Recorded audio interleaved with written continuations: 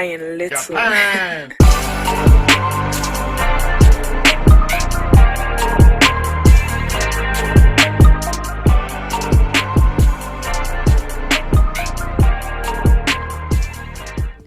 Yo, what's good, everybody? This is Law, and you're tuned in to an episode of Redline Legendz. Let me tell y'all, today is one of the best days, one of the most special days that I got coming for y'all.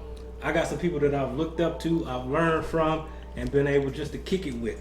I've got Jonboy.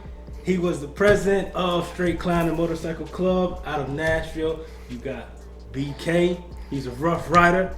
Then, of course, you got my man Zilla. Zilla's been on the show before, but like I said, the door is always open. He came through and kicked it with me. Gentlemen, how y'all doing? Doing good. Y'all good, man? So, let's rewind the clocks back, man. Because I remember when I first got on, each of you all played a very, very important role to me learning how to navigate and come through on the set. And I always wanted to just be able to sit down and talk to y'all and pick y'all brains for a minute and see how y'all got into this. And from there, we can take this wherever y'all want it to go. You know what I'm saying? So I'm gonna start with you, Jonboy. Jonboy, man, I'm gonna tell you this first, and then I'm gonna let you go and say whatever you want to say, man.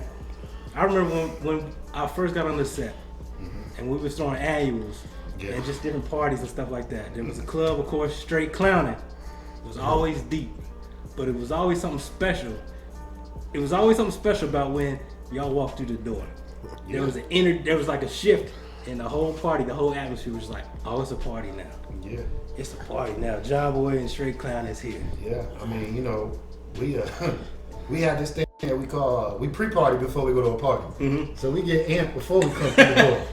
So when we walk through, we make sure there's a lot of energy that comes with that. You know what I'm saying? Like, our whole thing is like, if you go to a party, you go to a party to have fun.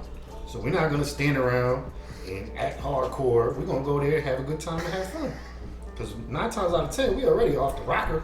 We done turned up about 5-6 bottles before we got there.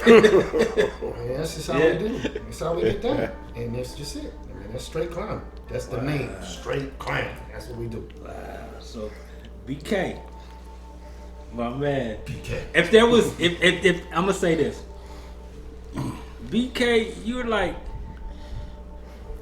if there was like a description or a character I could describe you as, you don't look like this person, but up here mentally, you're like Yoda.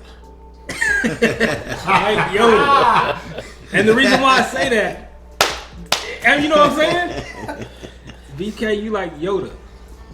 When I first got on, it was like, you knew everything that was going on. And we're going to talk about it. We're going to talk about how you knew what was going on, but you always knew what was going on. You be like, that might not be a good move for you, bro. Or this, that, and the third. You would always guide and try to push me in the right direction, man.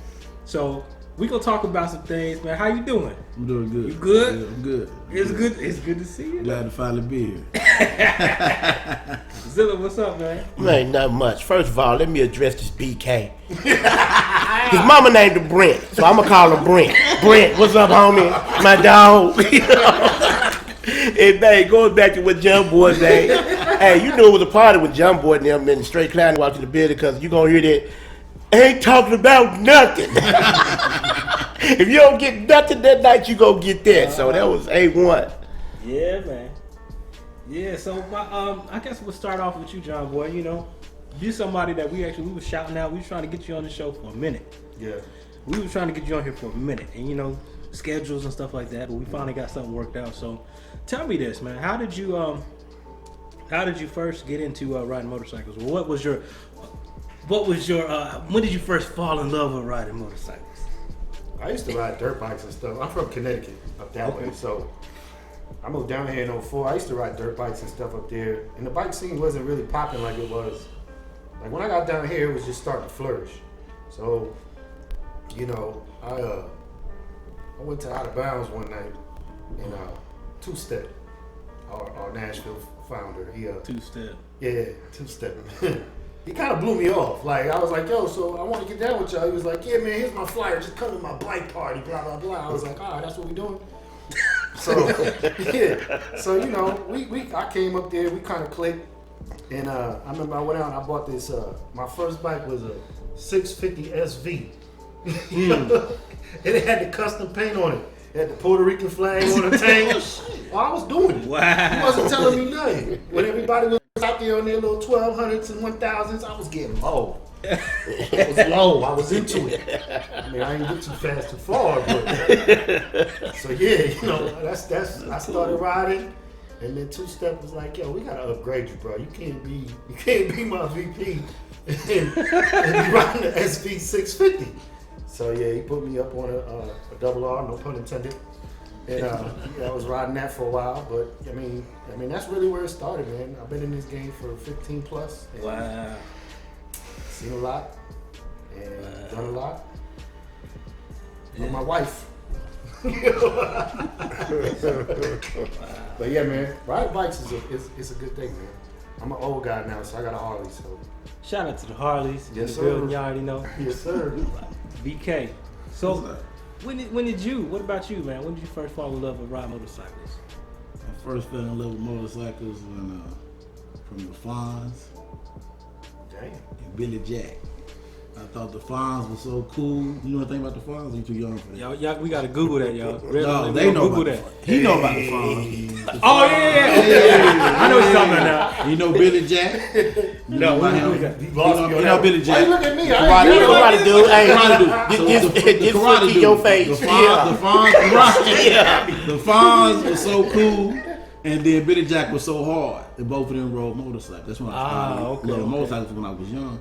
But my mom wouldn't buy me no motorcycle, so she bought me a go-kart. So I rode it for a little while. Tire went flat, and this in the backyard. So 2003, Biker Boys came out. Yeah. And I was going through a divorce at the time, and a friend of mine named Bust Down, which is a set too. Shout out to Bust Down. He bought a motorcycle, and he after Biker Boys came out, line just around the same time that L-Town was spoke on. You know what I'm saying? But I let Lil D tell that story when he was here. Okay. And then some of them guys decided to start a club. Well, he had an accident in Louisville, so he wasn't able to take his bike to Myrtle Beach. But me, Bust Down, and Willie decided to go to Myrtle Beach. And mind you, Bust Down could ride, but he had his bike. So we all three of us went down there. Me and Willie couldn't ride. So me and Willie, we went to Myrtle Beach and we saw all those motorcycles. So we vowed when we come back home, we're gonna buy us a motorcycle and we're gonna learn how to ride. Game on right there. And then after I got back, you know what I'm saying, we got back from Myrtle Beach. By that time, L-Town was starting, their club up, you know what I'm saying? And then, I got me a bike, I learned how to ride, and the rest been history ever since. Wow. Y'all have, and of course, Zilla, he done told the story how he got Exactly. into it. So I'm gonna ask y'all this, man. Looking back from when y'all first started, did you all realize how big a part of this motorcycle life would play a part of your life? No, not at first. You know what I mean? You pick it up, it's just like any other hobby at the beginning. And then as your club leans on you to do more and more stuff, and then your brothers on the set lean on you to do more and more stuff, before you know the time, it flew by. You're right. Time goes quickly. Yeah. I never realized how big it was gonna get. Like it just got so big, it just blew up. Yeah. Yeah, so I'll ask y'all this then, because with all of y'all, I was one of the new younger cats coming in, and you guys were in a position to where you could help the set, being one of the board. Where the board they really look out for the set and try to put things in place. You want to put structure, you want to put order in place. That way the set may flourish and be the best that it can be. So I'll ask you guys this before we go into that. When you're in a position of leadership or when you're in a position of influence, a lot of times you have to make a tough call. A lot of times people will misunderstand you and they won't give you the benefit of doubt, and they'll, in a sense, they'll kind of throw you under the bus. So in those low times, how do you guys persevere to keep pushing every day to put put these cuts on, get out on these twos, and continue to push forward? What's some keys or what's some things that y'all would do? And anybody can go. Talk to each other. We motivated each other. As you mentioned, all of us sat on the Nashville board at one time or another. We sat on the board together at times. So a lot of times, you had to make decisions for the set that wasn't popular decisions. And when you make those decisions, you're trying to do what's right. You're trying to take the personal out of it and doing what's right for your set. That's gonna be fair for your set. And that comes with a lot of kickback. And to be honest with you, a lot of times, these are the guys I will call to vent from that kickback and vice versa. I think that was the biggest thing. Our communication was always open. We always communicated with each other and fed off each other, like how you feel about this or what do you think about this. It was never one person's decision. It was a group decision. But the fact that you keep the communication line open, that's really what matters. Yeah. Like Zilla was saying, not making it personal.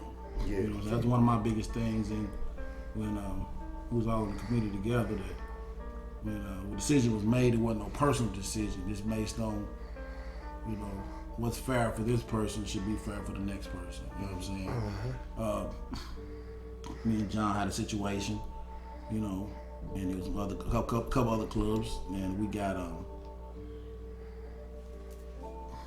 the honor of still having our chapter within that 100-mile radius. But that was one of the things that we already existed. But from then on, it was always a point where if we do anything, make sure it's everybody treated the same way. You know what I'm saying? So ultimately, like when you guys were basically moving, like looking forward, or even like back in the day, what you would do is when you guys were making decisions, you were always trying to make sure that it was always fair across the board. Exactly. Very important. Yeah, it's got to be important, because how would you? I mean, but there's so many clubs. How were you able to make sure everything's fair across the board? There's so many like intricate details that you guys have to address, whether it be. Because what we ended up doing was writing it down. Yeah. We put it in the bylaws. When we made a decision or we made a change, we made sure that we put it in the bylaws Brett is for the Nashville master set. note taker. Yes, he is. Yeah. Put it in notes, they say. Yeah, that's what he That's what we should do to make sure that, hey, everybody gonna get the same fried shake. So if we do it for this one, it's pretty much allowed now. No pun intended. Yeah. You know what I mean? So what's the importance? And I'm asking this because there's some people who they're not in a club and they maybe just bought their motorcycle and they're thinking about it. What's the importance of having that board, or a board not just here, because we're not talking about just personally, but in general, a board in any city. Let me speak on that if you don't mind. Well, I ain't even finished the question yet. Okay, I'm sorry. I thought you were through The question is this: what's the importance of making sure that everything is fair across the board? Well, the importance is that way. That's just like when you're raising your kids. You know what I'm saying? You try to treat everybody fair. Of course, every once in a while, one might say you treating this one better than the other, but as long as you got the grounds to prove that, no, I did this and I did that. Now what? It's everything across the board. Because the whole thing is you get a whole lot of people. When people feel like they're not treated fair, you gonna get a lot of flack from that. You know what I'm saying? Getting treated fair is a big issue. That's why that's why back in the day there was a lot of, and I will speak on that with you too. Back, why people try to compare the old days and new days. Well, the struggle was different back then. There was a lot of struggle between blacks and whites. Well, now the struggle is not the same. It's still a situation between black and white. But back in the 70s, when these 60s and 70s, when these bike clubs were created, the struggle was different. The struggle was concentrated on us trying to have unity, sticking together as a black man because of the white man. Well, now blacks has gotten money, and blacks has come up in life a little more than they was back then. So now the struggle's not the same. So now that's why the unity is not the same, because now we don't need each other as much. I don't need you as much as I needed you back then. I needed you back then because we was battling. Our struggle was different. Now it's just a financial struggle. And in some people, black people now, you don't even have a financial struggle. Yeah. Now you got a situation on the bike set where the brotherhood is a struggle. It's a struggle for you to keep brotherhood with a person. Yeah, true. And speaking of the committee, the needing the committee is to keep order. The whole point of having a board and a committee so you can keep order. Yeah. You know, if you can keep order without the 1%ers having to keep the order all the time, it helps keep a calmness and gets everybody's opinion. Because at that one time, the buffer. At one time, we had like 20 something clubs on the committee. Well, you got 20 something clubs, you got a lot of opinions coming in, and you know a lot of people's views. So that's why we was able to do what we did on the committee, because we had a lot of views and we took in consideration everybody's views. I see what you're saying. Before the board came around, it was kind of like a free for all. I mean, you had people out here running around with white MC vests and all different colored vests, and it was all over the place. You know what I'm saying? And it just took the knowledge to set shit straight. And you know, whether you liked it or not, I mean, that's just the way things had to be.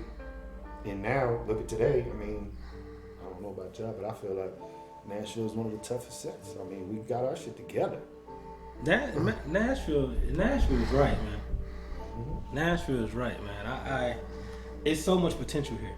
Yeah. If we're able to come together and put things in order, like you were saying, it can pop, you know. And it's one of the fastest growing cities. Oh, yeah. So there's always, I mean, traffic is killing me right now, but too many people. yeah. So I'll ask y'all this. You know, Redline Legendz is basically this. It's paying our respects to our legends, and it's bridging the gap between the younger generation and the older generation. So I'm gonna ask y'all this question, and then after that, we're gonna go into something a little different. What advice would you guys have for someone that's interested in possibly prospecting for any club? You know, just coming in.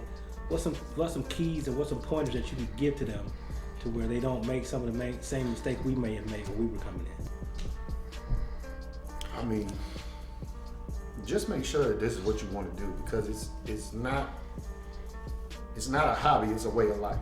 You know what I'm saying? When you join a club, you're joining a club for everything that the club is about. So, I mean, you're gonna do a lot of different stuff. You gotta be able to commit your time to the club, your time to the family, your time to work, but you have to be able to commit your time to the club. I mean, there's a lot of hoops you have to jump through. Some clubs more than others. And I mean, that's just how it is. I mean, just make sure you got the time and the love of riding a motorcycle to actually be a part of it. And that's it. That's what I say. Well, I would say, if you're going to join a particular club, just make sure you know what that club is about. Because every club ain't the same. You know what I mean? You got some clubs, they going to hit the highway. They going to do that. That's what they do. Then you got some clubs that parties. Then you got some clubs that just kick it among themselves. Yeah. So know your club history. It'll save you a lot of headaches in the long run. Yeah, definitely do your homework. Yeah, please definitely do your homework, man. I did my homework for a while, you know, and I talked about it in this episode that just aired, where I was researching people. So because 9 out of 10 times the club ain't gonna change for you. You got to change for the club. Get in where you fit in. My main thing is to the young people, I see it with the old and the young. Make sure you have the time. Because if you don't have the time, you're wasting other members' time. Basically. Make sure you have the time. Basically. Like you said, make sure you got a bike. Please. Please. So that's let me move into the next segment. So I'm trying to change some stuff up with the show, with the channel, to where we give tips. It's called pregame. The pregame by Redline Legendz. Pregame is this. The concept is this, and y'all make sure y'all see if y'all can rock with this. Y'all know how it is when it's a Friday night or a Saturday night and it's a big weekend annual, and y'all pre-gaming. The concept is this is something y'all can pop on and play. It'll give some tips before going out. Things that you can do. Like for me, I had a checklist before I'd go out. Yeah, here it is. I did have a checklist. Okay. When I would go out, I had a checklist. Make sure when I first come in, is to identify like who's all in the room. Make sure I speak to them and show them the respect. And then anything that I need to like either say, or just be like, what's up or whatever. Just kind of navigate the room first. then I would kind of chill out. Then I would enjoy myself. Then if I wanted to get out on the dance floor or bring that energy or turn up a little bit, make sure you turn up. And then, I mean, my checklist could have been anything for that particular week. It just depended on what it was. You know what I'm saying? Or if there was something that I needed to accomplish, I would put that on the checklist. Well, let me comment on your checklist. Oh, okay. Your checklist is what bosses do. Everybody don't want to be a boss. That was my question. So that's the difference in what you. Oh, I'm sorry. But your checklist is a good checklist. I'm sorry. It's a good checklist because that's what bosses do. You know what I'm saying? So, but everybody don't want to meet each other. Like I tell you when I go, everybody feel like they don't need this person, that person. Man, if you got regular members, and that's so crazy. Those members don't want to mingle with every other member in every club. They just want to attend to themselves. So, you know, it's a good thing if you have that about you. If you're a boss, you should do exactly what you said. Exactly. But if you're not a boss, then to them it's not necessary. They might want to come in and just drink and having a good time. But if you're a young cat, that's what you want to do. If you come on the set as you're young and you want to be a boss, they should follow your pointers. You can touch on protocol and etiquette right there. Yeah. That's proper etiquette right there. So it's all about what you trying to what you join the club for. You know what I'm saying? What you join this club for? Did you want to ride and party? Or did you come to ride and learn? Or did you come to ride and mess with girls? Because we know a lot of them. But see, his take on it. So what you come to the set for? See, his take on it is unique because at one time or another, all of us was presidents. So, you know what I mean? A lot of us view these parties not necessarily as parties. Right. This was a place where we were gonna go conduct business. What I need to do this. 90% of the business that I conducted was at somebody's party. Yeah. You know what I mean? Whether it's right there in the middle of the dance floor, out back, or whatever the case may be. So I used to have to make sure that I had plenty of gum, a couple of business cards, and I knew who was in the room. Yeah. Because believe it or not, man, folks can get their feelings hurt when you don't come say hello. Right. You know what I mean? And then you get notified, you get that call, some type of, you walked past me 3 times. Right. You brand new now, you ain't talking Yeah, about and you don't, so you anything. always got to be on your A game. Yeah. That's what And you know what I mean? And just be on your P's and Q's, especially if you're going to be the president. But for a basic member, the advice to give to a basic member is watch the president. Yeah, you gotta work the room, man. You gotta Watch the president. Mimic what he does to a certain degree. Mm-hmm. Yeah, man. Man, what else was I about to say? Daggone. It just slipped my mind, man. Because like talking about you being that boss. Yeah. You realize why you were doing it? That's what that was. You just skipped over the whole part when you sat on the board with us too. So like, What you talking about? Yeah, you know what I mean? What you talking You about? were talking about when you sat on the board too. You could have spoke on that That's too. your own question. Yeah. No, man. When I sat on the board, really, I was still young. You know, you reach a point to where to be a leader, you have to be able to follow. So in all honesty, I was following young. But we seen it in you. You know what I'm saying? I mean, I don't know if I'm speaking. Yeah, you I are seen leader. it. Yeah, I we seen saw it. it. Yeah, we Seen saw it. Yeah, and I guess if I had to give some advice to a young person is learn to follow before you start to lead. Because if you think about it, I didn't really talk that much. Right, you did. And I was learning. And then you reach a certain point, you're like, all right, let me speak on this. Right. But before, I wasn't.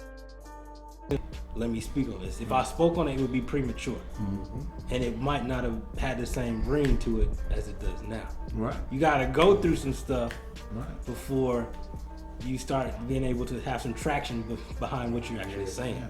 You know, so and that's why I look at y'all and I see the stuff that you go through, and I see the highs and the lows, and I see you, and I may not see you for a while, and I'm like, but you're still there. Yeah. That's what I'm trying to get these younger people to realize, that you think about how it is now, and it shouldn't be this way. 25, okay, I got 5 minutes, and it shouldn't be this way. But you got these young cats, and no offense to the young cats, I'm not taking no aim at the young cats. It's just because we don't know, and we're trying. This whole show is to educate. But you think about it, when you first get in or when you're in it, the slightest thing can throw you off. And I'm guilty of it, but that's why I'm able to speak about it, because I've experienced it. The slightest thing will throw you off, whether it be an attitude or somebody you've expected to return the same love that you was given, and they don't give it, and then you're like, oh, I'm done. I can't do this, and I'm done. I'm out. They're not, and like with y'all are able to withstand all of that, and y'all still here. Y'all still pushing. Even through the low times, y'all still here. So that's why I was like, yo, I gotta get y'all on here so we can chop it up, talk about whatever, because y'all are due that respect. Y'all are due that, yo, I celebrate y'all, I appreciate y'all, because y'all have impacted me. You know what I'm saying? And that's where that's where I want this whole channel to come together. I want this whole culture to kind of come behind this thing and be like, yo, people that I normally wouldn't even speak to, oh wow, that's your story? I respect you, man. I you know what I'm saying? So that's the basis of this thing. But like John said, we saw it early, and we can get out to the night. We can get out to the spots or any bike night tonight, and we can tell who's gonna be what right off the bat. Yeah, you know what I mean? can. You can tell who's gonna be what right off the bat. He gonna be here for a while. Yeah, you know what I mean? You can tell right off the bat who to make that lasting friendship with, because it's the way a cat carry itself, it's the way he do business, it's even the wording. You know what I mean? It's even the wording. And the cat that asks a lot of questions, that's the guys that got my attention. Yeah. You know what I mean? That's the guy that keeps my attention. You know what I mean? The guy that got all the questions. Yeah. And a lot of times people, you know what I mean, the guys that know everything, just come in and know everything. Keep it over there. Don't talk to Jonboy. Wow, That's a good one. that was a good one. Wow. Yeah.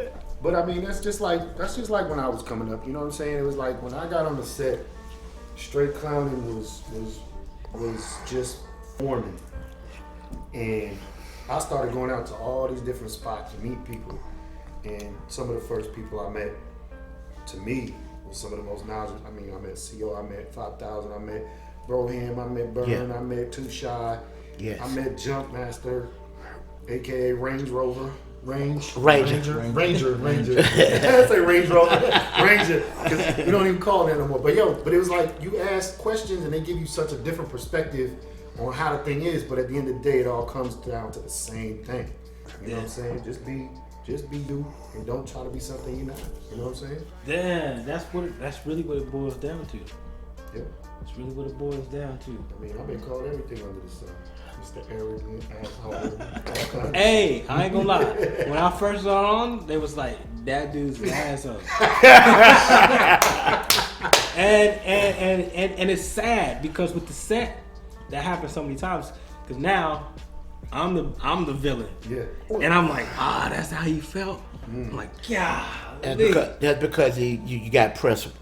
Yeah. If you got principle, you're gonna be there, because that means you're gonna have to tell some people no. Yeah. You're gonna have to tell some people that ain't gonna fly. And you're gonna have to tell some people that don't work for you. So, or your club. So when you have to do those things, you're gonna become that a-hole real quick. Yeah. You know the saying, haters make you famous. Living proof. Living proof. He's living proof, man. He's living proof. Well, shoot, man. We keep going. Y'all good? Y'all wanna take a break? I mean, I'm good. We'll take a I don't know, quick you break. need a makeup check or something? Wardrobe change. So my final question for y'all is, first let me lay it out for y'all. You guys have impacted the game. You guys have changed the city, and in my opinion, if I do say so myself, for the better. I'll ask you guys this. In the future and now, in the present time and moving forward, where do you see, or where would you like the set to go? You know, what do you see the direction of where the set's going? Well, I would just like to see us continue to grow, continue to spread the knowledge among the younger clubs and the younger people. The guys that are out there, the Ramrods and the Too Shies and the guys that are giving that knowledge, keep giving it, you know. Just wants to be around infinity. Yeah. Because the set is only going to be the set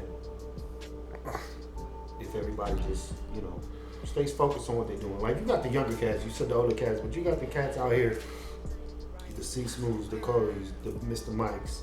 You got all these cats out here that have the power to keep this moving in one direction. And, I mean, I would just really like not to see clubs beefing with each other.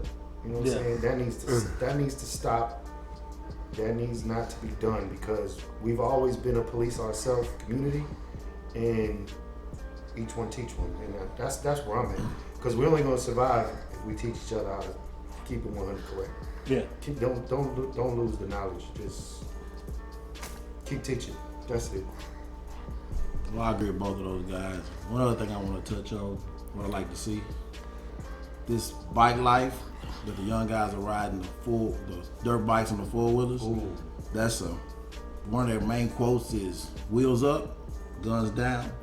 I like to see those guys transition into an organized bike set that we have, because the bike set will teach you structure, and they give you regulations, and you learn respect for one another. So that's what I like to see. Those young guys that's riding those dirt bikes and four wheelers transition from that bike life to our bike life, because that quote that they have, "wheels up, guns down," is a very, very positive quote, and it has pulled some of those young guys out of the streets. So I'd like to continue to pull some of those young guys out of the streets. You know what I'm saying? From coast to coast, not just here in Nashville. I like the bike set to make a transition on all those young guys, coast to coast. And y'all heard that from Yoda, so you know what time it is.